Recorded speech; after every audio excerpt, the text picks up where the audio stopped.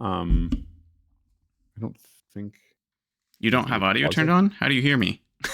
What do you mean? No. I have Discord audio turned on, but sorry, audio. I speak vaguely. I have the Discord audio on, but the Twitch audio off. It was mostly me thinking out loud rather than Gotcha. this is information you need in your brain, and I apologize. Yes. I found out last week that there was a bit of an echo, or I guess it was 2 weeks ago, whenever Bold was on, because I generally use my speakers just because it's easier. So I might pop on my headset here, and that way we don't get an echo. Oh yeah, I can't stream and do this. Everything just died. Oh no. That's okay. Hang on.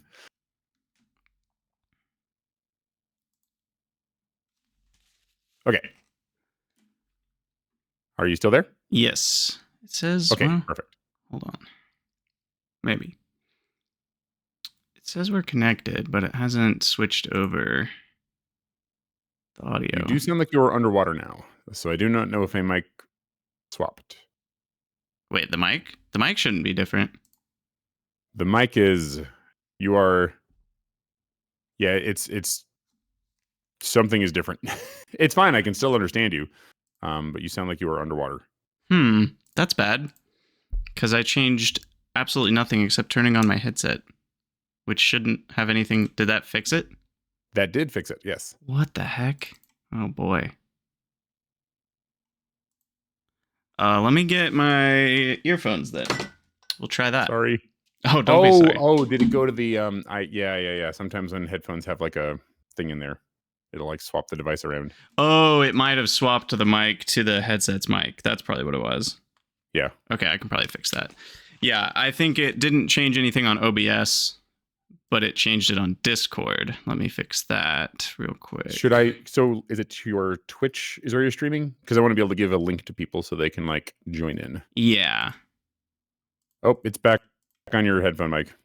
Okay, is that better now? Yes. Perfect. BEA beautiful. Let's see. Announcements. Factory must grow. YouTube Krydania. There you are. Twitch Krydania. Now the problem is, why can't I can't hear you through my headset? Excuse me. So what I have to do sometimes is go into settings, and instead of letting Discord do like the default of whatever, oh yeah, that's what it's explicitly tell it to which device to use. Yeah, output device.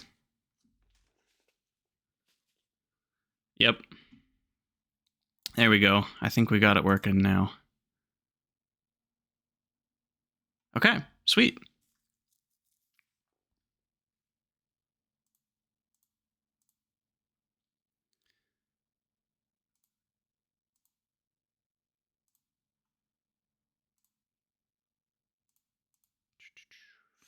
Properties. Probably, if you haven't already, and you should probably promote this on the Factorio server too. Yeah, that's a good idea. Okay. Let's pull Here, I got you. Okay, sweet. During have see podcast, the factory must grow.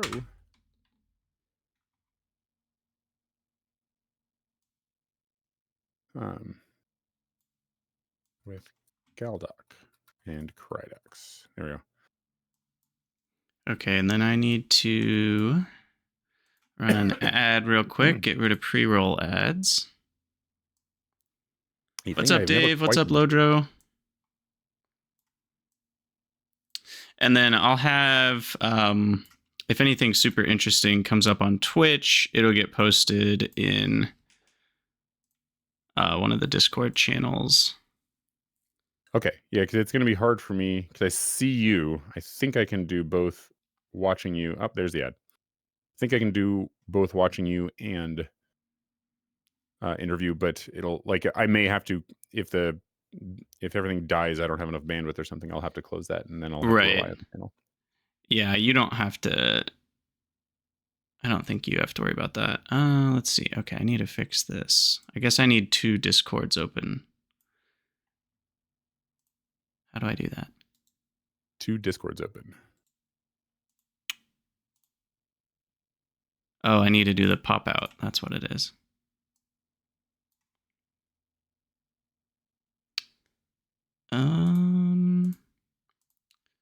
Technical difficulties. There we go. It's actually not that difficult. Technical More like normalities. Technical normalities. Testing. Okay, I'm just getting the levels on my mic to make sure that we are roughly the same level. I think you might be a little louder than me.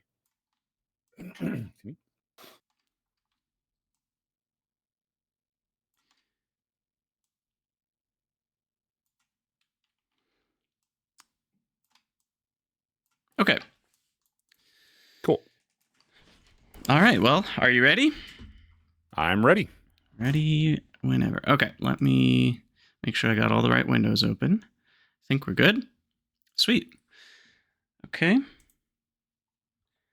Hello, everyone, and welcome to the Factory Must Grow, episode 7. Today, we are joined by Galdoc. Galdoc, how you doing today? I'm great. How are you doing? I'm doing well. It's a beautiful Tuesday.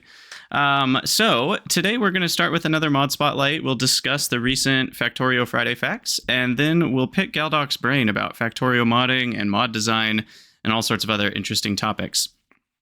So the mod spotlight for today, I think, rightly so, is going to be Galdoc's manufacturing. So that is a mod made by Galdoc himself. Started in July 2023, and it's only got 1,700 downloads right now. And I think that's partially because it's been in alpha beta up until recently. So you should go download it and try it. It adds a bunch of realistic part properties and parts, as well as mini assemblers to make all sorts of different parts out of different metals and such. Galdoc goes into some interesting details about how he's made the mod in his devlogs on YouTube, which I'll put links to in the show notes. But let's hear it from you, Galdoc. What is this mod all about? Hey, thank you. Well, first, I just want to own that I am fairly uncreative in naming things, which is why it's named after myself. I literally couldn't think of anything. But it's essentially about manufacturing and sort of digging a little deeper into what I would call the abstraction point. To understand that, just consider, what does an assembler do? So I'm assuming most people here are familiar with Factorio, in as much as you're essentially automating the production of stuff. And one of the big ways that it does this is it says, okay, you take plates. These come from ores that you mine out of the ground, and you put them in an assembler in some combination, and you get out either some intermediates, which you can then combine with even more plates, or you get a product. So maybe you get an assembler itself, or you get an inserter or something like that. And that's fine, actually. I think that a lot of manufacturing games have to put that abstraction point somewhere. But what Galdoc's manufacturing does is it digs a little deeper into it, which has opened up all sorts of cans of worms. I'll probably end up having to talk about those later. But yeah, basically, you essentially say, instead of a plate, what would happen if it was something else, like a piece of framing or a piece of girdering, bolts, rivets, that sort of thing. Typically, you want to add something like that when there is an interesting reason to do so, and I basically found one. To really understand the ethos of Galdoc's manufacturing, I'll rewind the clock a little bit back to, I think it was 2017, maybe. Played Bob's Angels for the first time, right? I had just launched Rocket. I wanted to play something new. If you've played Bob's Angels, you know that there is a slew of new metals added. It started with Bob's. I mean, that was the first one that did this, so to speak. Yep. Angel came later and added a bunch of processing sort of things where I don't want to go too deep into it, but essentially you have to do a whole bunch of different material processing steps before you get all these different metal plates. And I had the problem of, okay, so I have like a ton of this one particular metal, and I need to make a bunch of this product, but it's the wrong metal. Maybe I have, titanium, and the metal that I need is aluminum. And I was like, I wish I could just use titanium, because it feels like if I'm using titanium, It's not exactly the same as aluminum, but if we're just talking about building the pieces of like an assembler, then shouldn't it work? Right. So the first idea I had was essentially to make recipes that allowed you to use different metals. Then that didn't work. There are lots of reasons why behind the scenes, if you dig into the coding API or the modding API that you're allowed to that they allow you to use, you just can't do some of this stuff. So I started saying, okay, well, what's really the thing that I'm trying to get at here? The thing is, I'm trying to get at the properties. I want metal that has certain properties. Maybe it can bear a load, like actually be a structural thing, or maybe it's high tensile, or maybe it's corrosion resistant or radiation resistant, or whatever, right? And so what I did was I said, okay, what if each metal had these properties? And then anything that needed that property could use it. And so then all of a sudden, you could use like titanium to satisfy the needs of something that needed aluminum. Um, I had to come up with an interface for this because, like I said, there's some limitations on the API side. And those limitations essentially says you can't have what are called fungible ingredients. You can't have one recipe that has different possible candidates to be any particular recipe piece. So Right. like It would have to be two separate recipes rather than just one that could use two separate items. precisely. And so what I did was I said, okay, what if there is a bunch of machining steps that gave you these different stocks, like round stock or square stock or girder stock or anything like this? And then you said, okay, up until then it's a metal which has these different properties, and then you turn them into machined parts. These are the things that you would actually you'd kind of buy them at Home Depot, right?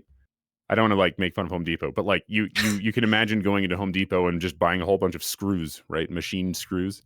And so that's kind of the thing. You basically are saying, here are the machined parts that are going to go into your product. And then as an emergent property of that system, I realized that assemblers were no longer actually doing any sort of like machining parts. They were just assembling. And I was like, hey, wait a second. What if I ran with that? What if I then said, okay, now we have a whole bunch of like machine shop entities that do stuff like a lathe or a drill press or whatever. Um, then all of a sudden, it all starts coming together because you can say these individual machines do stuff, and then you get these machined parts, and now everything can sort of swap in and out. Um, that's basically the idea behind Galdoc's manufacturing. It it's a space conceptually that can sort of fit into just about any major overhaul, I think at least. Certainly, there's a lot of people coming to me and saying, "Hey, can you make it compatible with X, Y, or Z?" You know, exotic industries, Pionodons, Bob's Angels, everything. Excuse me, sorry. And I think it kind of can fit in there. And in fact, that's kind of the ultimately was the big idea. Um, the rest of the history is just, I eventually finished that Bob's Angels playthrough. I didn't know Blender then. And so, like, I literally went to Home Depot with my cell phone and I took pictures of me holding the actual pieces that I was going to put in the game at like a weird angle. I would take a picture. I took it into Photoshop. I still have them somewhere. Um, That's and I awesome. was like, it was fun. But then I realized I need to make the mini assemblers too. And that's hard. Turns out And that I couldn't then quite then get it you like that. learned how to use Blender. Indeed. Yeah. Basically, that was what I did during COVID. My kids had to come home from school. I had a lot of free time. I was like, you know what? I'm going to do something. And I learned Blender. That's awesome. Um, yeah.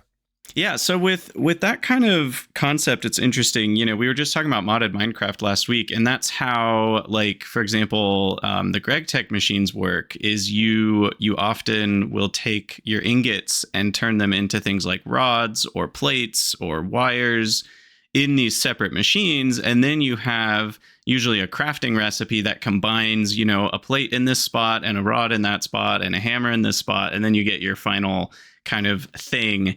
And I feel like that's in some ways kind of what you've done as well, where it's like, okay, instead of just throwing plates and circuits into one big machine that does everything like this black box, we're going to separate out those processes. And in doing so, you allowed for kind of a fungible ingredient workaround to exist. Because like you said, you can make load-bearing girders out of something like iron or titanium.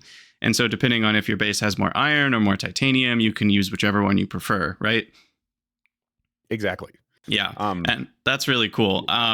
The sad part is that those still have to be separate recipes, right? Like in your little mini assembler, you can't feed the one that's making girders with iron or titanium, because then it would only work with one of those, right? That's correct. Which has its own slew of limitations and I'm getting close to having to make my own GUI for that kind of crafting thing, just because once you get used to it, it's fine. But I'm always thinking of that first time user. Yeah. But yeah, there's now a whole bunch of recipes. So one other question, I know there's a mod out there, I haven't played with it myself, that allows you to set recipes on assemblers via circuit conditions. Would that sort of thing work, where you could maybe read what's on the belt in front of the mini assembler and then set the recipe to be that one? Yes, that would actually work fine. I haven't used that mod much. I think I've installed it. It's can't remember the name of it, but you're right. That would actually be a clever idea. Yeah, because that feels like it could work pretty well, almost to be integrated into your mod, where you could have, and I guess you'd have to have them on separate lanes, or maybe two separate belts that go to the same mini assembler, but then you could have the machine kind of auto select which recipe works with which ingredient it's being fed with. That could be kind of cool. I don't know if that would work or not, but there would be a few issues. You would still have to do like some kind of setup. The reason I say it that way is because, so take like wire stock. You can put that in or sorry, take a metal I don't know, I'm trying to think of a good example. Basically, there may be a case where you put in one product, it could get two outputs. And so you'd still have to think about which way you wanted to direct that flow. So you would still have to be involved in the process, possibly of setting up the circuit network, obviously. But like if it was a right. built-in feature, So you're saying the same input could create two different recipes, and it wouldn't know which one to do unless you told it. right. You'd still have to give it like a property. Like when you, and in fact, that's true of just about anything. If I put in if I'm trying to make some kind of piping or whatever, or let me go that framing. If I want to make like load bearing framing, basic framing, or heavy load bearing framing, it's not going to know what to turn the titanium into. So there would be, but there is something there. I would have to think about that one. Yeah, because in my head, I'm thinking it would work best if you picked the recipe you wanted as the result, and then it would just auto select which input creates that result. Like if I want load bearing girders, I would select that on the mini assembler special GUI thing that works with the recipe selector mod, and then it would automatically select which recipe creates the load bearing girders depending on, what's being fed into the belt that's reading, into the circuit or whatever. I don't know. Yeah. Just spitballing here. Food for thought. Exactly. I do want to say one thing though. You did bring up Greg Tech. Uh-huh. I had never heard of this until I published my first devlog, and I could make like a collage of all the comments like, this is Greg Tech, but Factorio. I'm like, I don't know who Greg is. He's smart. I respect them. That's amazing. Yeah, it is definitely a great idea. And obviously because it's how, in many ways, it's how real machines work. Many people are going to arrive at similar ideas separately without copying each other, because that's how real life works. We take, some factories make just tons of iron and they send out these billets or whatever. And then it's the machining companies that take those and turn those into things like screws and bolts and rivets and, bars and plates and all this stuff. And then those go out to other companies. And so it's kind of this mini stepped assembling process in real life. So it makes sense, to make mods for games to split those up. Yeah, totally. All right, well, let's move on to the FFF, the Factorio Facts. This one was pretty interesting. Have you read it yet, or is this still news to you? I not only read it, I gave an impromptu math lesson about the underlying stuff that goes on with this. Ooh, cool. Well, I'm excited to hear some of that. But yeah, you go ahead, and then I'll sort of hop in from time to time and be like, hey, there's this really cool, neat thing.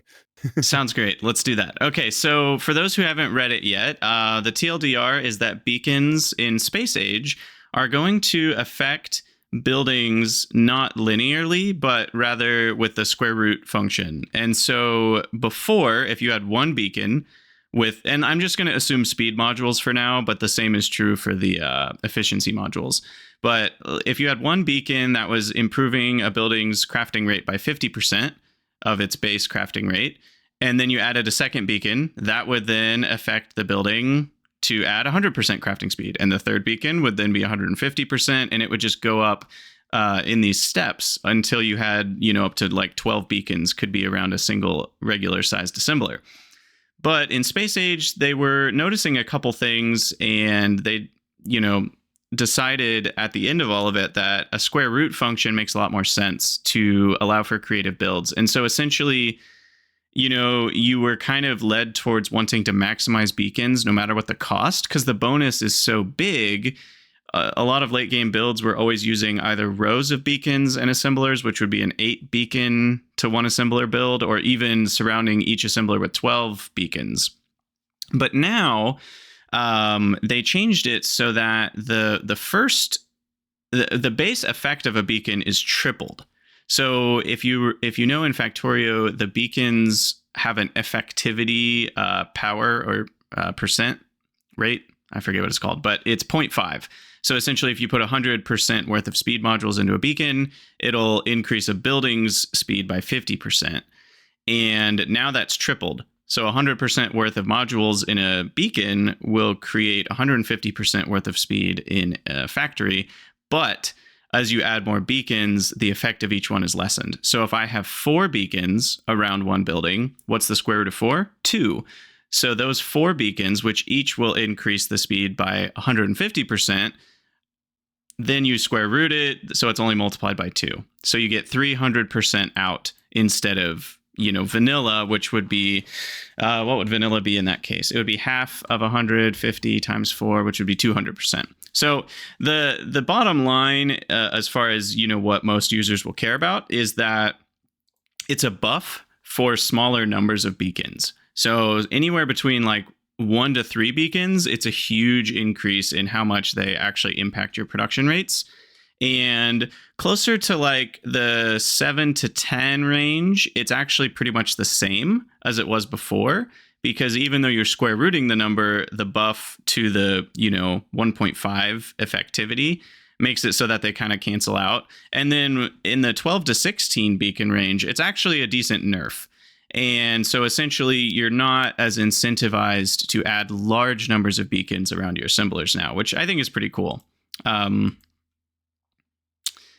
Yeah. And especially considering that there's going to be more commonly used very large machines. Like, I think it's the Foundry, which could benefit from, maybe it does go up to 16. I guess I haven't actually tried that. But I mean, you can really just, you can go a bit nuts with the beacons there.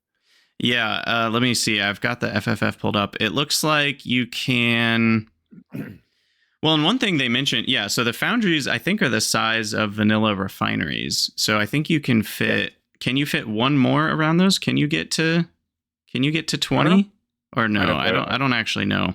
But either way, it's... Yeah, so the square root idea is pretty cool. And they also did mention that the legendary beacons only go up to 2.5 effectivity. And so you range from 1.5 at a basic beacon up to 2.5 at a legendary beacon, and it also reduces the power draw. So one legendary beacon with 100% worth of speed modules will boost your assemblers by 250%, which is pretty huge, obviously. But legendary beacons are not going to be cheap to get, I'm sure. The stories of this beacon will be told for generations. Exactly. That's a good Deckard Cain voice. So how do you feel about the legendary naming now that you're mentioning it? I made an entire video on that. I have some silly things to say about it. In fact, not only do I have silly things to say about it, there may be a legendary fish swimming inside of the electroplater in Galdoc's manufacturing. Ooh. Does it have a name? Easter egg. No, but it is very, very legendary. And that's awesome. The only problem is no one knows what the legend is. It's just because it can't talk. It's a fish. The legend of the fish. Yes, that's awesome. But yeah, I think altogether, this is, I think, a great change because it allows for more creativity in the sense that you're not needing to use, 8, 10, 12 beacons, but rather one or two can get you a lot of the way towards where you want to be. And they show a picture of direct insertion from one building to a different type of building. Like if you're making blue circuits, you could have your red circuit assembler and your green circuit assembler right next to it, and you can still fit a lot of beacons in and around it. Not the full 8 or 12 that you normally would, but now, you might end up being more efficient still by having 6 or 5 beacons, but having a better, build. And so I think it's cool because it allows for more creativity, and it's less of kind of shoehorning you into one specific solution. Yeah, and that was one of the things that I found interesting about this, because I am someone who doesn't really mega base. Usually my attention span wanes. Yes, me too. So like I tried one time to do 12 beacon things, and I think I got like 1 or 2 things in. And I was just like, all right, I'm out. I'm doing something else. And that's not to say there's not a value in that, right? It's certainly, you need to cater to people who do mega base, and I though I am personally satisfied with living vicariously through others via YouTube videos and things who do this mega basing, someone needs to be doing it. I do want to point out one thing that you mentioned, the legendary system. So yes, it is absolutely the case that now there is a bit of a nerf when you get to 16 beacons. Like if you look at the chart, basically there's a crossing point between the linear growth of the current vanilla system and the square root growth of the new system. But essentially when you use legendary stuff, it doesn't have that nerf. That legendary system, though it does decrease over time just the same way, it is a steeper graph, and Right. it actually can, like, so for the people that really want to do mega basing, they've just added some more complexity to it, in the sense that now they have to do, the manufacturing of these legendary things. But if you're the kind of person that's doing that, then you actually want to be able to still get that effect, and they have given you a path to get there. Right. But the lazy cusses like me, who just are happy with one beacon builds, or I think the most I'll usually ever do is I'll take the build that I had, right? So it'll be like smelters, and I'll just put beacons on either side of it, meaning they're generally getting about 4 effects rather than the 8 that they claim is something that you can do with a clever belt weaving, or heaven forbid the 12. People like me get like, yeah, this is great. Yeah, it definitely it boosts the less optimized builds quite a bit. I did want to point something out that I think that some people may have missed. It's at the very bottom, and this is where the gold is right here. So it turns out that Boskid, I'm not sure how to pronounce that. Boskid made it so that instead of simply saying, here is a function, a mathematical function that you must adhere to, like a square root function or something, instead what he did was he made it a lookup table. So in the game industry terms, you would call it baking. Essentially, you take this function that tells you what the fall off looks like, right? And then, as you go up more and more beacons, and instead of recalculating that every single, tick, or not tick, but whatever, every time you build this thing, instead they've simply made a lookup table. And what's so powerful about this is that you no longer have to sit there and be like some super duper mathematician to figure these things out to make your own kind of curve, right? It doesn't have to be a square root curve. Instead, you can literally like draw a thing on a piece of graph paper and say, this is the curve I want. You can put down the points where you would want to hit and try to get sort of some kind of parity. So like for this, you would have the 8, 12, and 16 beacon parity, or those are at least the points you're looking at. And you can tune those, and you can draw a curve through there, and you can sit there and just be like, okay, that one's like 1.2, that one's 1, and that's it. So you can do these different things. And I bring that up. Oh, sorry, go ahead. Oh, I was just going to say, yeah, because they add what was posted in the Factorio Friday Facts is kind of just this list of numbers. It's just a big list, and it starts with 1, and then it goes to 0.7, and then 0.577, and that's essentially just showing, okay, what's the square root of 2? What's the square root of, 3? What's the square root of 4? And it's scaling those, in decreasing amounts. So it's like, okay, the square root of 4 is 2. So each beacon has half the effect because it's basically doing 2 divided by 4. And so it's just a table of all those values. And so what Galdoc's saying is you can just switch those values out to something else. So if you want beacons to work the old way, where they're still linear, you can do that. You can make a mod in like 2 seconds that does that. Or if you want it to be cube rooting, or if you want it to be, hey, you can have up to 4 beacons, but after that, it's overloaded and nothing works. Then you could set it to 0 after the 4th number. And so it allows a lot of that flexibility. Yeah. And like you kind of hit the nail on the head. You could go with something that isn't a square root rule. You could go with a cube root rule. You could go with logarithmic rules if you want to be absolutely brutal. You could go with the overloading, like you said, or you could make a troll mod where it's if you have an odd number of beacons, your effectivity is 0. But if you have an even number of beacons, you get some kind of stacking benefit or something. I'm imagining now a mod where everything revolves around even numbers and like nothing works. So you have to have like 2 inserters outputting from a building, or otherwise neither inserter will work. Or I don't know, just like everything has to be even. A belt has to be an even number of tiles long, or it doesn't run. I don't know. Oh, what if you made it odd, but then named the mod I Can't Even? Oh, there you go. You got the double whammy. That's great. And Ayler, if you don't mind me replying, yeah. Ayler asked, the table has 100 entries. What happens when your super OP mod goes past that? I don't know. That's a good question. Generally speaking, in math, you would call that extrapolation. So it extrapolates past the 100, and I don't know what that looks like. So that's actually a question that came up when I was talking about this, and I haven't quite got an answer. I would ask the devs on their server, and if you do get an answer, I'd be very curious what it is. Yeah, I'm curious too, because if you have 101 beacons that can all reach the same building, well, what is it going to not work at all? Is it going to go? Is it going to go back to being linear? It'll be interesting to see. And I'm pretty sure Bob's mods, you can get pretty close to that. I mean, yeah. Or if you were just to turn off overload in space exploration, you might be able to get that, because those have a pretty huge range. Those wide area beacons are get wrecked. Yeah, they're big boys. So let's move on to talking about some of the modding stuff that you've done.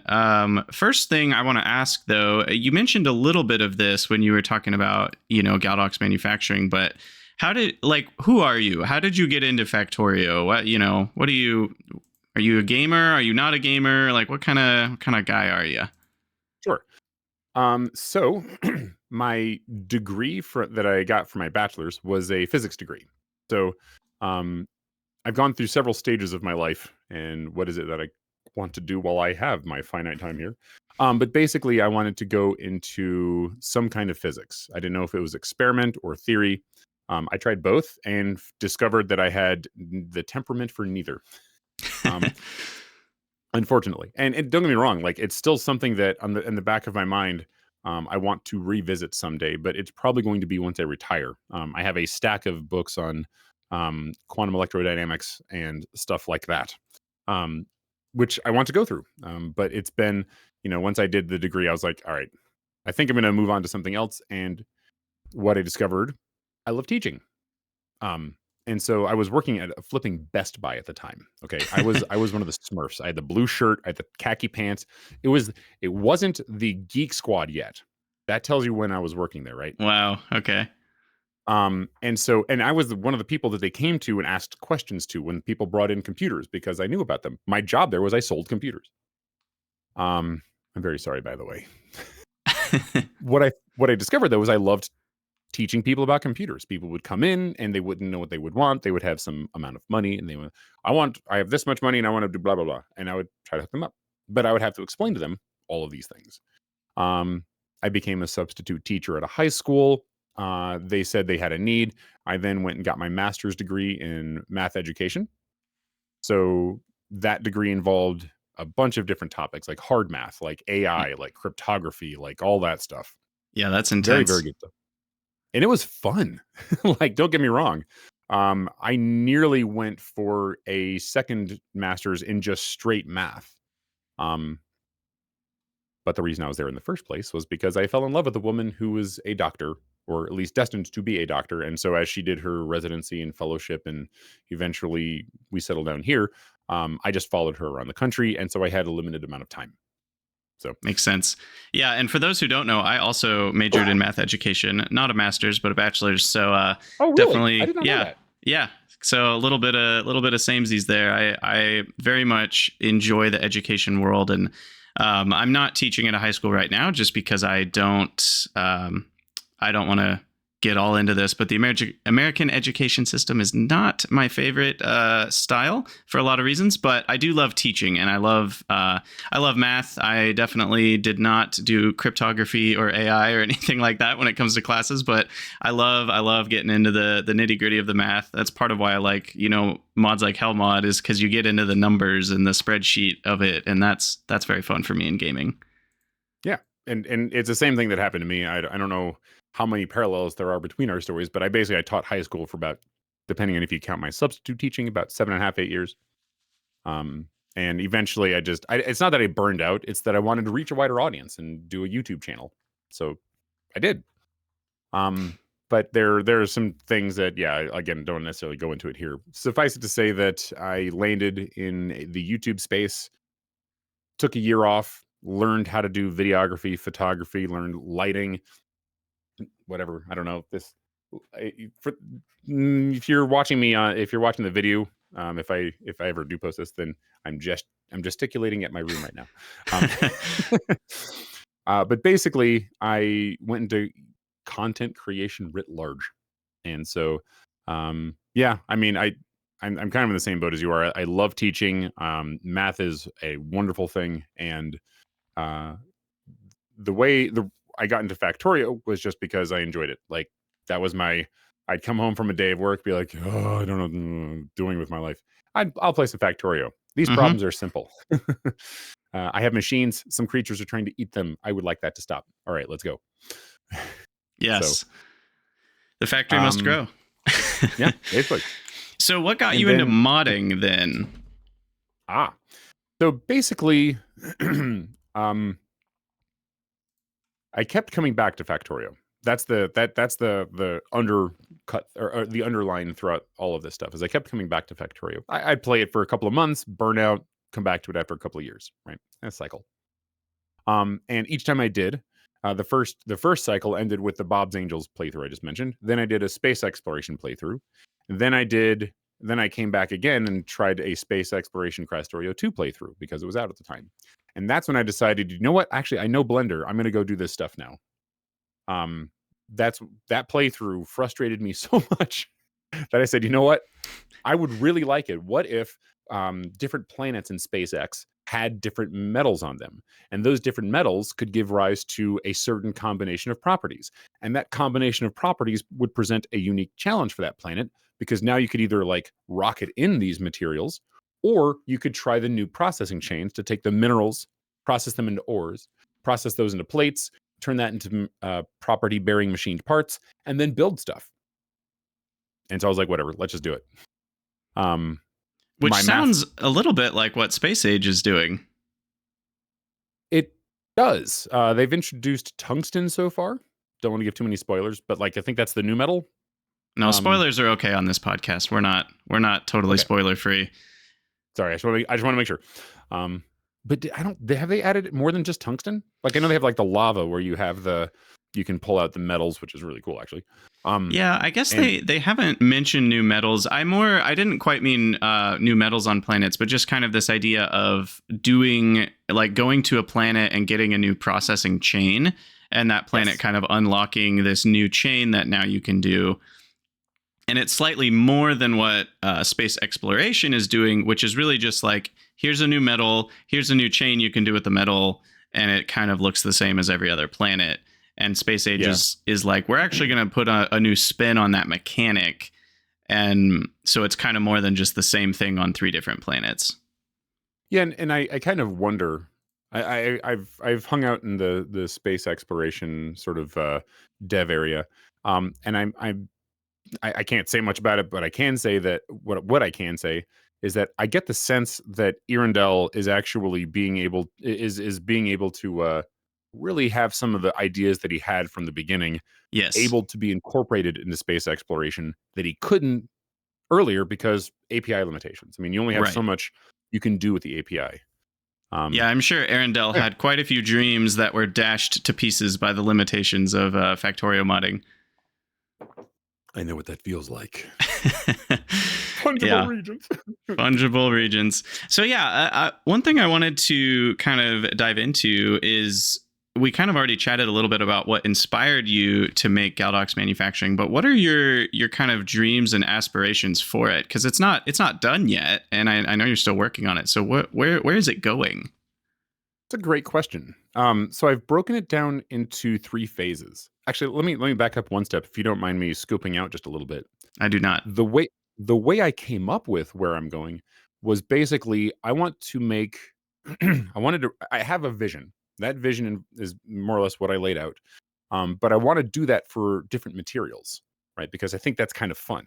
I think it would be kind of cool if making concrete wasn't just put thing in assembler, get out, or put thing in chemical plant, get out, but rather there was some sort of fundamentally different process that had to go into it. Like maybe you have to manufacture this thing abusing perhaps the heat system, where you have some kind of process that the concrete has to stay liquid before you shape it into something. Basically, something that's more interesting than just processing this in that then it's done.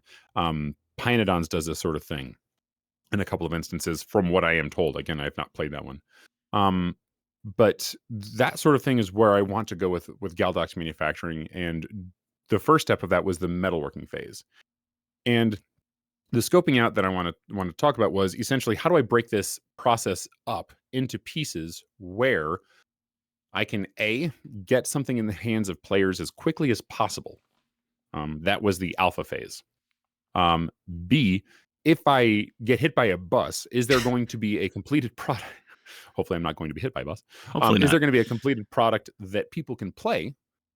So that there is like some kind of like, if the line had to be drawn here and the mod was done, is it a complete enough experience to justify adding it to your mod list? And C, can I actually get some of these cool ideas in the game in some kind of ordering where I have to learn these things in a particular order? Because that's the hardest part of this, or at least I would say the funnest part too. But that was the hardest part of this, is that I knew nothing about modding Factorio at all. I did not know Lua. I didn't know anything about the relationship between it and the backend, to wit, the API. I'd never really used an API. I'd used like libraries, you know. I've taught programming. I've taught Java, right? I learned Java while I was teaching it, which is a fun experience. Let me not suggest that to anybody. But like the thing was that if I'm going to do this, I need to do it in such a way that the tasks I have in front of me are things I can do at that time, and then build it into something else. And so essentially, metalworking fit entirely in what's called the prototype stage of Factorio. It previously had been called the data stage or the setting stage. I've been told that they kind of want to move into calling that the prototype stage. Just as a quick, I'm not going to go into too much depth on this, but essentially the way it works, in Lua, you say, I want these things to exist. These are the items, the entities, the enemies. These are the technologies, and all of the things that sort of bind that together. There's dozens of prototypes that put those things together. Item categories, recipe categories, that kind of thing. And you declare all of that stuff in the prototype stage. And once you're done with that, then the game runs with it in the runtime stage. That's when it instantiates. When you load it, it instantiates all these things. It does all of the crunching of what the sprites are going to look like, build the atlases, all that good stuff. Which is what happens when you load the game, right? Exactly.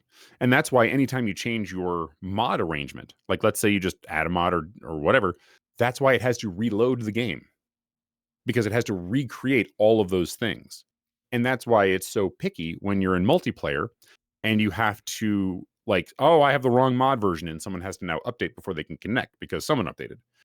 Because it doesn't want there to be a discrepancy between what you think the universe is, that universe having been created by those prototypes, and what other people who want to connect to you think the universe is.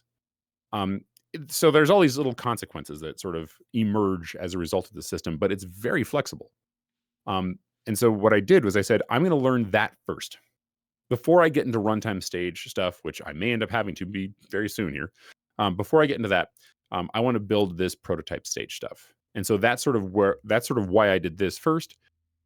And this constitutes what's called phase one. Phase one is metalworking. Phase two is going to be where I probably am going to be dealing with some runtime stuff. That's going to be a primitive stage. I intend on starting you out at, I don't want to say the Stone Age. I think the easiest way to say it is, imagine that you were an engineer with modern sensibilities and understandings of how physics and engineering works, and now you're at the Stone Age, right? So, what would you do? What clever things could you now build based on what you know? So it's not like you're having to go through and rediscover, if I rub sticks together, that's how fire right. happens. Okay, no. So it's the Stone Age physically, but not in terms of research and understanding. Yes. So like as a good example of this, you're not going to have power. Burner power. Burner power is something that you get eventually, right?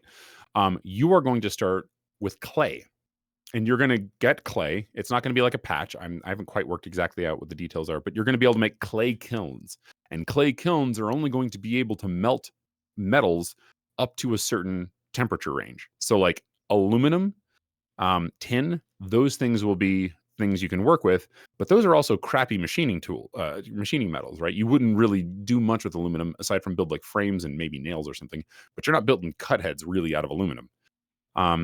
You're going to be starting with a water wheel. You're going to take wood, you're going to get the plant fiber, you'll make ropes, that's going to bind things together. You're going to put a water wheel in the same place you could put like a, what's it called? Offshore pump. And that's going to give you a very unique kind of fluid called torque. Nice. And all torque is something that you use to power woodworking mini assemblers and stoneworking mini assemblers where you like crush stuff. So I want to dig into that, that sort of ethos, but then also have a vein running through the mid and possibly the later game in the form of stones and concretes. So right now, the way it works is that you have a patch of copper ore or iron ore or whatever, right? Titanium ore, nickel ore. Those are the kinds of things that are in the game. I think it's lead and what's the other one? Zinc. So those are the metals that are in Galdoc's manufacturing right now. Right now, you mine them up, you get the ore, you put it in a smelter, you get a plate. What's going to happen is you're going to get a mineral, you're going to crush that mineral, and you will get some ore, and you will get some stone of some sort. Maybe it's limestone, maybe it's sandstone, maybe it's quartzite, but it's going to be something that will have some kind of a use. I'm not going to add useless stones in here. There will be a generic stone just because there is a thing called stone in the game, and obviously it actually would make some sense to have sort of a channel for a lot of stuff. So you can make your landfills or whatever. Right. But each of those stones will have a will have a use in the process of making concrete. So concrete is something that's made from, you have an aggregate, like little pebbles, or depending on what it is, it could be a bunch of different stuffs, but like pebbles is a good common one. Excuse me. And you bind that in with, you have lye, and I don't remember exactly where that fits in with the cement, but cement plus binder, plus lye or something, you essentially get concrete. I forgot. I have my notes somewhere. But the idea is that you're going to have some processes that you need for those things, and those are going to be integral to building some of these things. So you're going to have your assembling machine needs some kind of a foundation layer, and you're going to get property-based foundation blocks. That's cool. So So it's kind of like the idea of, like in the old Dune RTS, where you had to build the concrete on the sand, or else you couldn't expand your base. So so that's actually a good question too. I was thinking about doing something as like a challenge mode where you literally have to put down like radiation resistant grounding, or like the floor is lava. But yeah, so I mean, so phase two encapsulates all of that, and I just usually put it under the heading of stone, glass, wood, and something. Cool. So with that, I assume you are building it from the ground up to be compatible with Galdoc's manufacturing. Is it required to use Galdoc's manufacturing? Are they kind of like hand in hand? Is it a separate mod that could be piecemealed together? Gotcha. So actually, you ask a question that just came up in another server, which I'm going to essentially read my response there, if you don't mind, because this is a great question for all of the other modders out there who are thinking Mhm. about making their own thing. So my ethos for making a suite is I have a couple of rules, and if I follow those rules, I think I get a good product at the end. First rule is I just want to have as few mods as possible, generically speaking. I'm not saying that I'm trying to like cutthroat, let's make it all one mod or something, but I'm saying generally speaking, I'm going to favor having fewer rather than more. I'm going to shear off a mod and say this becomes its own mod when it has some kind of independent functionality. So, like Bob's Inserters is a perfect example of this. Warehouse mods are a great example of this. Yes, they are included in a sense in that suite, right? But because they are so universally useful, it actually makes a ton of sense to say, you know what, let's make this separate, and then people can include that in their own sort of mod loadouts. Um, another good example, another good reason to shear one off is to make an art companion mod. Maybe I'm going to be updating the code for this a whole lot, and I don't want to make someone with limited bandwidth have to constantly re-download all of the art. Haven't yet done that with Galdoc's manufacturing, but that is on my list of to do. Another one is that if it's a completely incompatible experience, like let's say I make a mod that includes magic, that's probably not going to, and it's not going to work with Galdoc's manufacturing in all likelihood. So that would be a separate one. Library mod, testing mod, those two also are going to be separate mods. And there may be like another case where there is a separated mod, but that's generally speaking the only time I'm going to separate those mods. I'm going to glom mods together or try to keep them as one coherent thing when basically two rules are met. There is a developer crafted intended experience. That's me. I'm saying I want you to play with Galdoc's manufacturing and that looks like X, right?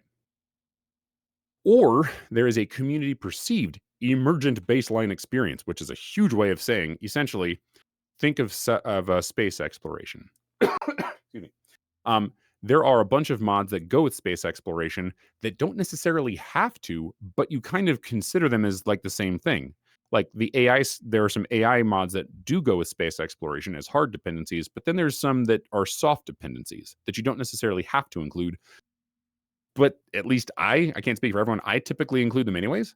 If it's an Irondale mod and I'm playing space exploration, I'm going to be including all of those mods, even if they don't necessarily, make any sense. So like there's the various vehicles for AAI, for example. I'm just going to include all those. Bring them in, whatever. You're part of the mod.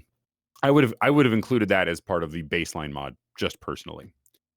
But I also understand why they sheared that off. I think because they wanted it has an independent functionality, as I mentioned earlier. Either way, those two sort of baseline experiences are ideas, whether it's me saying what it is or whether it's the community thinking that's what that is.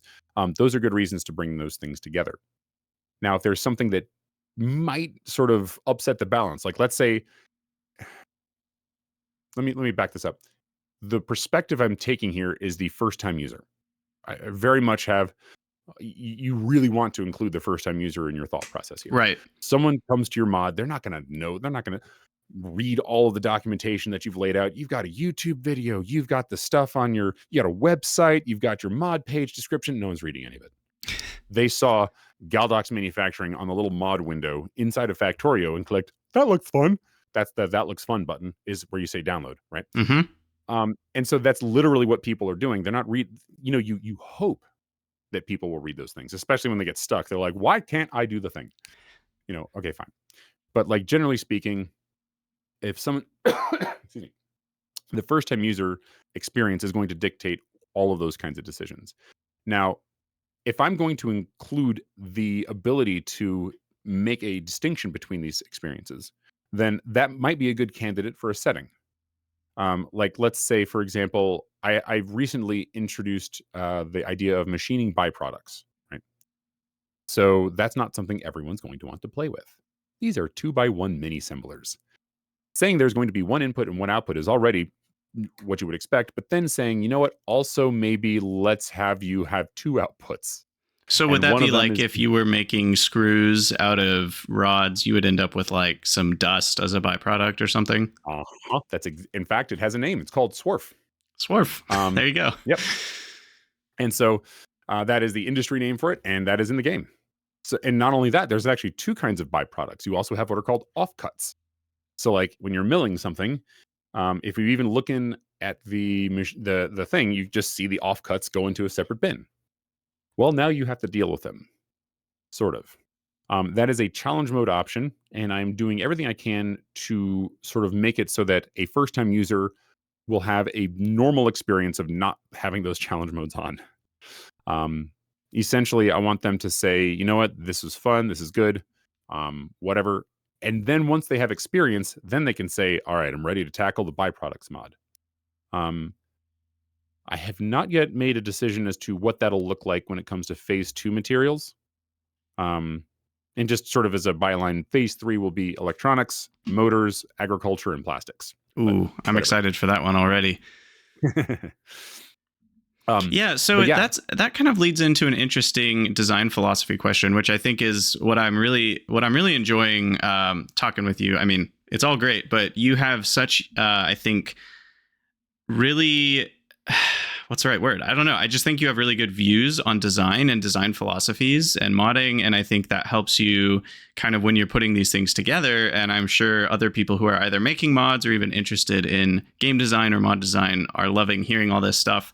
So when you have a setting, like you're talking about the byproduct setting in Galdoc's manufacturing, then maybe you work on phase 2. Are you going to call that? Do you have a name for that yet? Galdoc's Stone Age, whatever.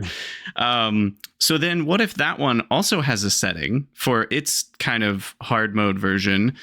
Are you then kind of, because now you have 4 options, right? You can have both of them off, one of them on, one of them off. Or are you going to make it so that maybe you have to turn both on at the same time? And then you as the designer don't have to work around as many possibilities. I know Pyanodons has had to do similar things where, like, what if people don't download Alien Life?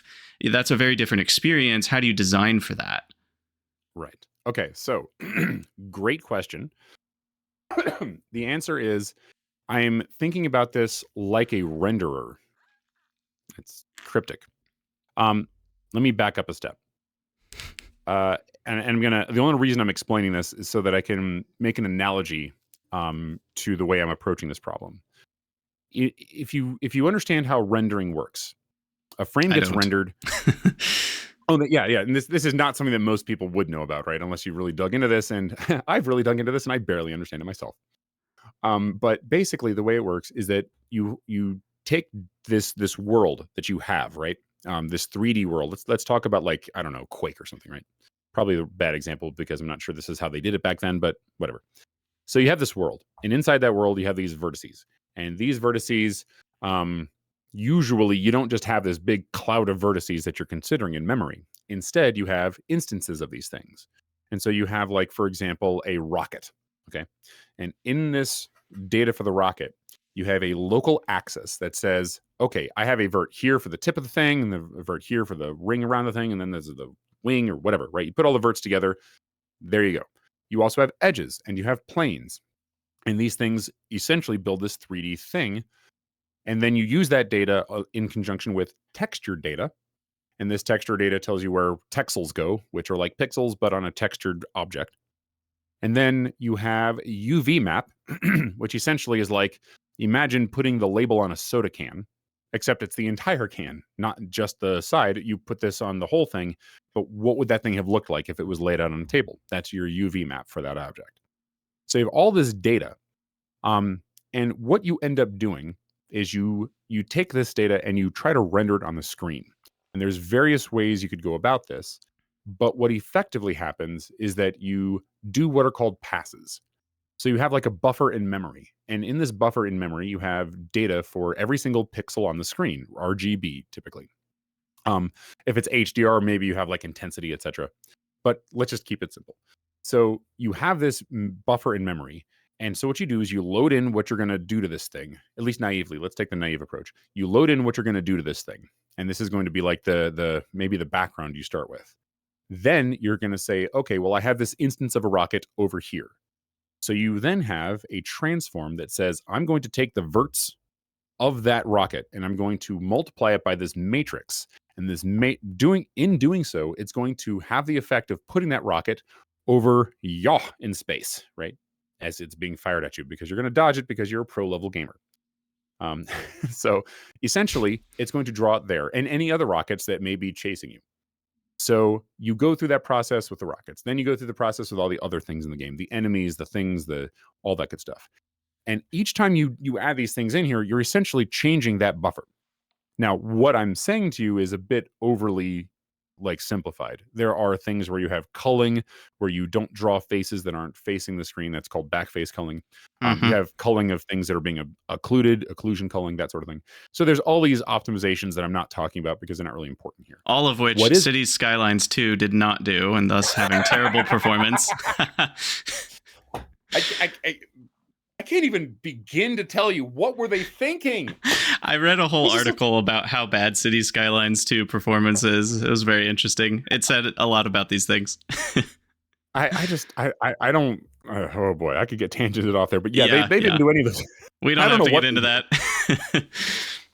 Suffice it to say, don't do that. Right? Optimization is a thing, and early optimization is bad, but not doing late optimization is just as bad. Yes. So anyway, passes on your mod settings. And so the thing that I'm trying to get across is this notion that you have something you start with as your baseline, and then you're going to make a modification to all of it to add something to those pieces. And then you make another modification. And each one of these is essentially a layer of modifications that you're going to do. And eventually you get a screen. What I'm doing with Galdoc's manufacturing is I'm saying, okay, I'm going to take these metals, and these are the ones that Galdoc manufacturing knows about, and then I am going to crunch on them in some way that's going to eventually give me, at the very other end of this process, all of the machined parts interfaced inside of the recipes for everything that is in the game. And what happens in between is I simply layer these effects on. Now, right now, it's a big tangly mess because I'm the only one coding it, and no one else has to deal with it other than me. Yep. But eventually, and actually I've been doing most of the refactors that I've done in the past 6 months have been with the aim of making that something that is more easily set to something that will essentially excuse me, essentially let me layer these things on. So it sort of has the idea of not just can I do layers within my own mod, but can I do layers of other overhaul packs involved. And so when it comes to doing something like machining byproducts or adding in stone or something along those lines, essentially what I'm trying to do is I'm saying at each step I'm going to affect some kind of material. I'm going to assume almost nothing about the world and just modify it as I see it. And each one of these modifications, whether it be to include metalworking stuff, whether it be to include stoneworking stuff or any of these things, or whether it be to include some of the challenge modes inherent to those things, so like the byproducts or whatever, those are just going to come as a layer of those passes. And in doing so, it's essentially just going to, by the time it comes out the other end, you get a Factorio experience that observes these things. So then the bottom line there is that they will work in any combination then, because it just layers them however you set the layers on or off. That's right. I'm trying to essentially decouple things with this.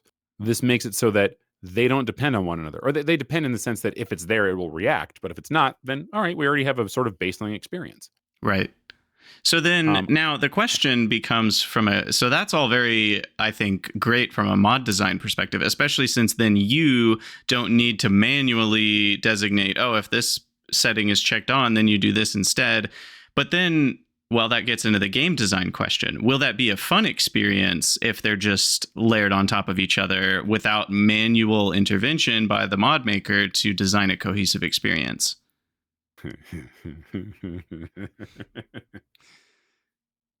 Yeah, you've basically asked the $1 million question. Is it fun? I have no idea.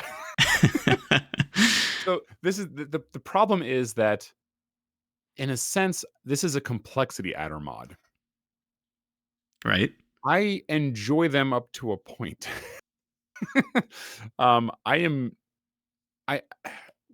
I have to admit that I might not even be in the own target audience for my own mod.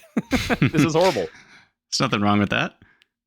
Well, the thing is that oh, my camera messed up. Hang on a second. I gotta do the thing, boop and boop. Okay. The thing is that when it comes to playing these things and finding the fun, that's one of the big reasons that I wanted to get this in the hands of players as quickly as I possibly could. Because that is essentially what I am using in order to guide my my direction here. So like I have some simple rules.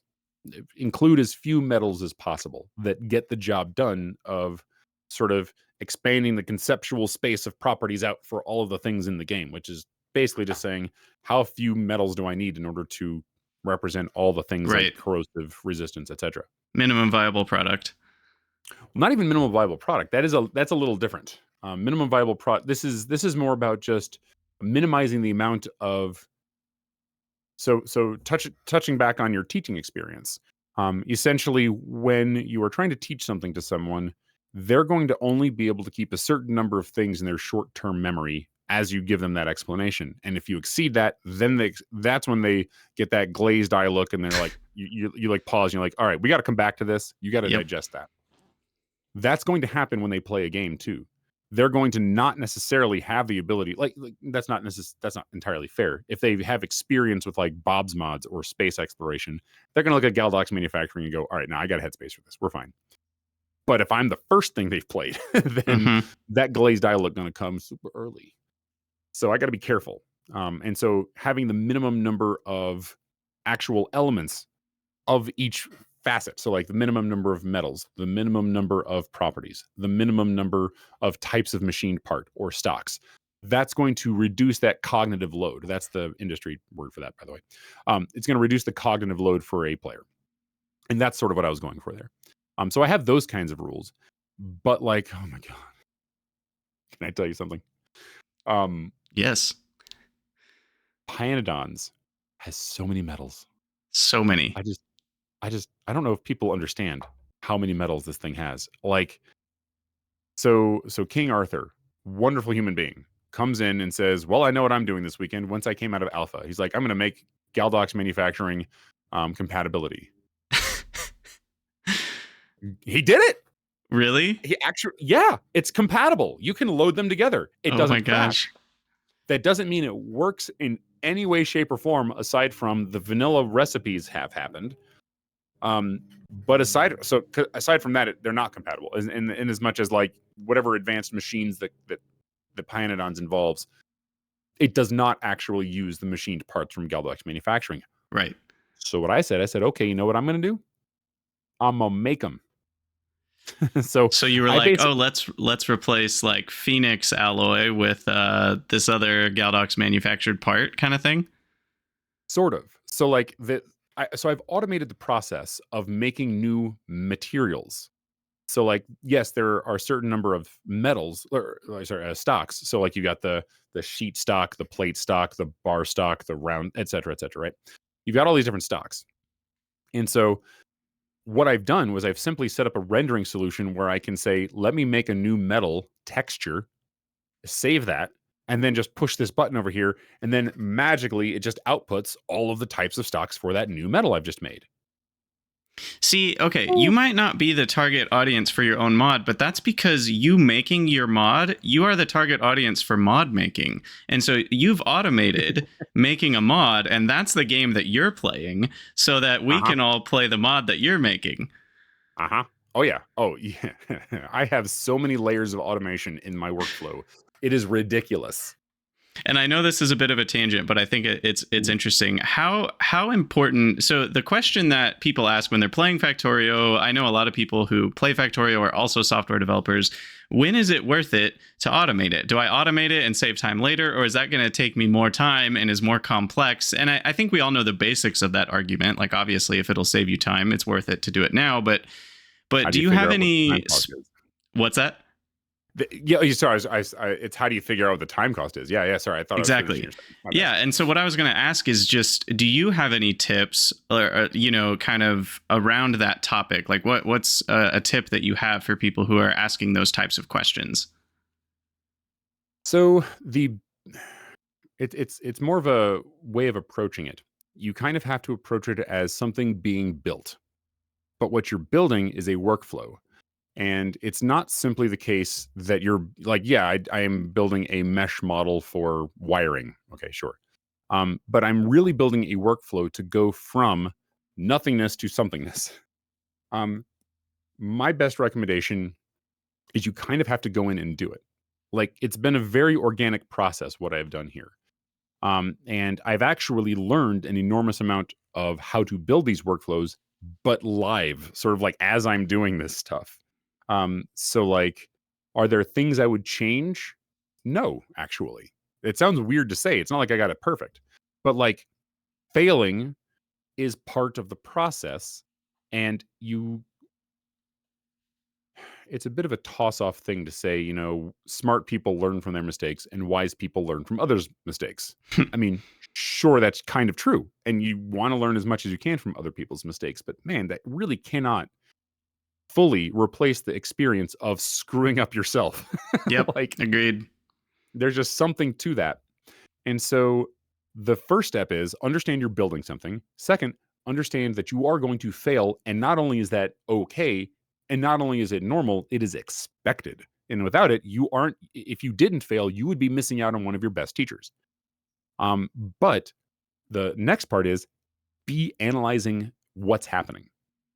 So for me, it was I got on stream and I have sort of like I kind of have a record. Like I can look at everything I've started. So you said I started in June or July. July 2023 is when the mod showed up on the mod portal. At least that's where I got that date. Yeah, and I was going to say is it actually started in March, and actually it started a little before March. The reason I say that is because that's when I started going into that's when I started making stuff. And once I felt like I had enough of a process that I wouldn't be just floundering on camera, I started streaming. Almost no one came until I published the mod. The what's it called? The devlog. The devlog? Yeah. Then all of a sudden people started coming. But when did I actually start? I'm not quite sure, but doing it live gave me sort of the ability to say, you know what? I can look back and see what I've done. Now, have I gone and looked at any of the videos? Instead, I just sort of have like this notion of, okay, I did it, this week or whatever.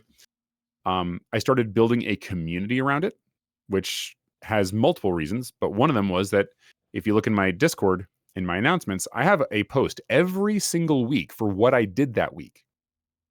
There's multiple reasons for this, but one of the benefits of this is what I was just talking about a second ago, be analyzing your own process. So that's how you start building those time estimates. Because if you want to know whether you should automate something, you have to have a guess of how long does it take to just do the thing. And if you don't know that, you can't, you still have to be able to make a guess, but it's going to be a little less informed. And the more you can sort of stack the deck in your own favor of making a better guess, then you can come up with a better result from should I automate this process or not? Which is the not fun answer, saying that, yeah, automate everything, and that's part of the fun. Right. No, but that's really interesting because it kind of aligns with some of my own personal philosophies of like, okay, should I buy the cheap thing on Amazon that costs $5, or should I go to some, expensive designer thing and get the thing that costs $100? And I've actually kind of settled on a both, right? Because the $5 thing might actually work fine for years, and you might be wasting your money if you spend $100. But then there is, there are plenty of products where that $5 thing sucks and it's going to break in 5 minutes, and you're not going to, you're going to waste your money by buying it.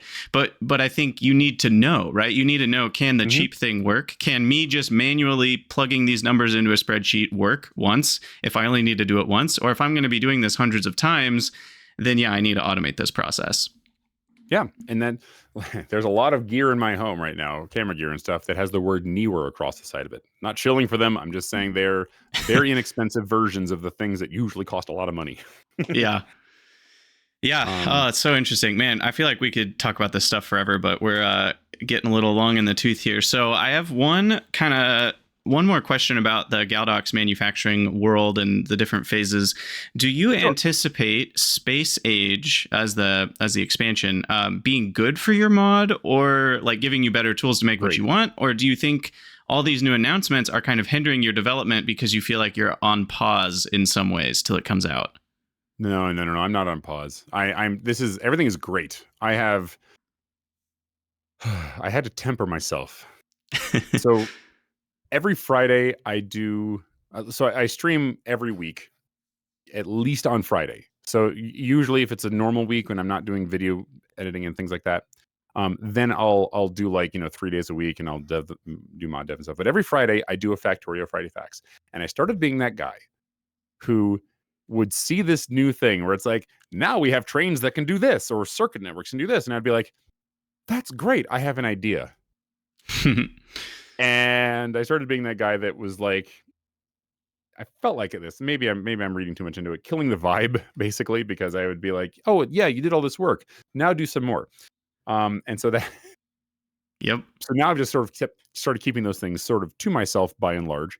But no, so far everything that they've been showing, I've either found this is something that I could dovetail into Galdoc's manufacturing, or this is something that I could, use in some way. There are some questions. I don't know what sort of knobs I'm going to have to turn for quality, for example. Yep. And that is going to very seriously impact what my design decisions are. But actually, to answer your question with this is the last piece of the last question too. I am designing in such a way that I can make rapid changes. So whether that's to create a workflow or something, I don't know. But basically, anytime the more automated my process is, the more agile I am in being able to react to whatever emerges from 2.0.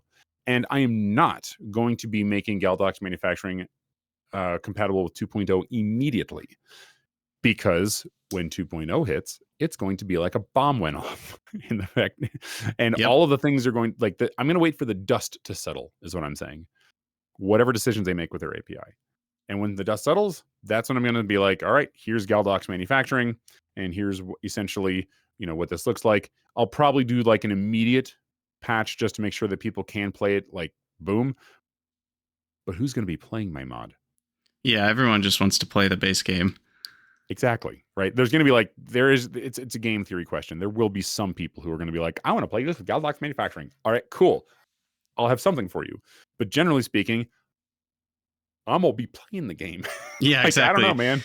Well, and you need to play the game to know even what would be fun to change about it. As you play and as you play with quality, will give you more ideas about how you could tie in quality, or maybe how you won't tie in quality and things like that. So yeah, I think playing the game is necessary to designing a mod for the game. Yeah, absolutely. I mean, Awesome. I've even started playing Galdoc's manufacturing a little bit, and this is the first time I've actually gotten to play the darn thing. Let me tell you, if you want to design a game, build time in to actually play the darn thing. Yeah, play testing is hard. I feel like that's even, when I'm editing my own videos and stuff, it's like, oh, I guess it's like you have to eat your own pie, like if you cook, you have to eat what you cook to find out if it tastes good. And I think sometimes it's easy to forget that when you make things. Yep. Absolutely. 100%. Awesome. Well, this has been awesome, Galdoc. I have a ton of respect for you. For those listeners who don't know Galdoc, go check out his devlogs on YouTube. They're really well done, really well edited, and they just have a ton of cool information. Some of it is on the Blender design of things, like how he designed the graphics for his Galdoc stuff, which is pretty cool. And then some of it's more just on the game design. Some of it talks about the fungible ingredients idea, which is a super interesting idea, specifically in automation games, because like it's one that I haven't seen tackled super well in a game yet. And maybe I'm forgetting some games, but even like modded Minecraft, they just have different recipes, for the same thing, rather than the idea of a fungible ingredient, because modded Minecraft has the ore dictionary thing. And when you're looking in the recipe browser, it's like, oh, there's one that uses stone dust from this mod, and there's a different one that uses stone dust from this other mod, which would be so much easier if it just said, oh, this just uses stone dust, right? And it doesn't care what mod it comes from. So yeah, that I can't advocate for that enough. Yeah. But I also wanted to say thank you so much for having me. I've actually watched a fair bit of your content on YouTube. Little known fact, I think you were the reason I found out about BZ's mods, Brevin's mods. Awesome. It was through looking at your channel. So thank you so much for that. And no, this has been wonderful. It's kind of nice to, I don't know, just get to answer questions and not have to like solve the coding problems that I've set up that past me has set up for me. Yeah. Past Galdoc makes all kinds of problems for present Galdoc. Mm-hmm. Yeah. Very true. But yeah, so yeah, again, thanks for being on. I'm sure we'll have you again in the future if that works out. But if you, as listeners, would like to see more Galdoc, check out his Twitch. What is it? Twitch.tv slash Just Galdoc. Yeah. slash Galdoc. And then YouTube, you can just search for Galdoc and find all sorts of sweet stuff. And if you want to try out Galdoc's manufacturing, please do. I'm sure he'd love to hear your feedback on his Discord or on YouTube or Twitch or wherever. So where else can people find you? Is that it? YouTube, Twitch, and your Discord? Yeah, I'm sorry, I'm bad. I still haven't gotten on Twitter or Facebook. Someday, very soon, actually. I'm not. I don't care. Okay, cool. Well, yeah, that's basically it then. YouTube, Twitch, Discord. Those are the 3 main vectors. Awesome. Well, I'll put links to all those in the show notes. And if you guys have any questions for Galdoc, feel free to ask in my Discord or his Discord. He'll be around. And yeah, so next week I plan to stream the podcast again at the standard time, which is Sunday at 11 Eastern, which is 3 p.m. UTC. Depending on, I think I'm going to have a guest, and depending on when they're free, it may not be standard time. Watch my Discord for announcements on that. If you'd like to support the podcast financially, you can head over to patreon.com/Krydax. I'm so thankful to all my patrons. You guys really keep food on the table, which is great. And with that, I'll leave you guys to the rest of your day. If you have any questions, ideas for topics, or ideas for guests, head over to the Krydania Discord. Let me know there. Thank you guys for listening, and we'll see you next week. Always remember, the factory must grow. All right. Thank you so much. Yeah, thank you, Galdoc. What's that? I didn't want to interrupt the outro. Oh yeah, no, you're good. Yeah, that was awesome. I feel like we could have gone for 2 hours. Yes, you ask really good questions, really good questions. Those are the ones that I think do a lot of good, even if it's not just my voice answering it. But I don't know, you're a good interviewer, and I'm very charmed to hear that you were a math teacher. That's awesome. Yeah, thanks. Yeah, and thanks for those kind words. I found I feel like asking good questions is easy when the other person actually has well thought out responses, which you do, right? So as an interviewer, sometimes people are just like, "Oh yeah." And then they just stop talking, and you're like, now what do I say? and you have to kind of scramble to keep them, going. But you have plenty to say, and that helps me kind of take some time to soak in what you're saying, and then spark some new ideas of oh, that makes me curious about this. And I think you and I, you have a lot more qualifications than I do in the technical realm, but I think we are very similar in what interests us. And game design is I don't know if I'd say I'm a journeyman in game design. I don't have any qualifications, but I read a lot about it. I think a lot about it. And so what makes a game fun is usually the first thing I'm even asking myself when I'm playing a new game. I'm often commenting on it when I'm streaming. So yeah, talking to you as a mod designer is really interesting because you're in the other seat, the other side of the coin from what I'm often, judging, quote unquote, the decisions that the mod makers are making in terms of game design. So it's really fun to pick your brain on that stuff. Yeah, and the scary part is I'm trying to move out of the mod space in a sense into the actual making my own IP space. So I've been learning Godot. That's awesome. It's scary because I have a feeling that if I really start going hard on that, I'm gonna lose a lot of my audience. I mean, it depends. Do you know Jace from the Satisfactory community? Jace, I don't think so. Oh, yes, I do know Jace. Yeah. He left and started his own YouTube channel. Exactly. Or he had a YouTube channel, but exactly. And so he's been making videos on Godot. So I just thought of him when you said that. But yeah, it's Godot is wonderful. I got nothing but high praise to sing of it. But it's one of those. I respect Jace for having taken that plunge. Mm-hmm. Yeah, it's probably like Photoshop, where when you open it, you're like, is this actually software or is this a book of ancient Greek text? It's just Latin being chanted in the background. You're like, oh, okay, well, I guess I'm in the cult now. Yeah, exactly. Yeah, I feel that way when I try to even just use some of the freeware editing software stuff that I have. I'm just like, there's so much here that I have no idea how to use, but yeah. I just want to know enough to do what I need to do and then get out. I don't have the ability to dive that deep. That's modern life, man. I mean, that's literally modern life. We have so little time and we have so much that we need to do. And when you're trying to pick up a new software, you've got, this is how much time and let's not even beat around the bush. Energy Yeah. I have to put towards this project. Exactly. So yeah, no, you have the right mindset on that, I think. So Yeah. whatever that's worth. Well, thanks. Awesome, man. Well, I will let you get back to your Tuesday. Thank you so much for hanging out with us. Sure, dude. Yeah, no, love it. And let me know if you ever want to come on again. This has been a very pleasant experience, so I deeply appreciate the opportunity. Yeah, well, So. we've loved having you, and we'll see you next time. All right. Take care of yourself.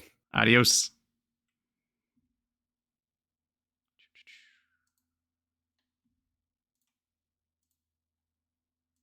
All right. Well, that was awesome. Loved having Galdoc on. I almost said Godot, which is not his name. It's very similar letters, though.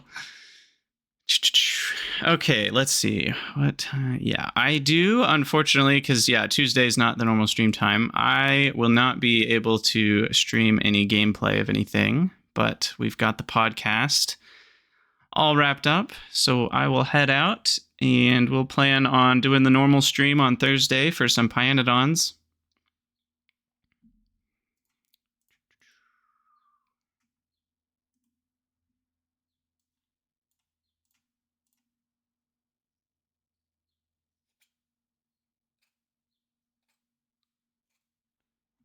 Yeah, Gal Gadot is not Galdoc. Exactly. All right, well, I'll see you guys next time. Head over to the Discord if you have any more thoughts on the podcast. Thanks for being here.